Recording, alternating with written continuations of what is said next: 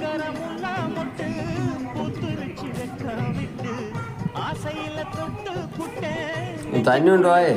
கட்டு புடிவாரமானே ஒரு கடிவாளம் போட்டேன் மலை நாட்டு தேனே ஒன்ன மடி மேல சாச்சேன்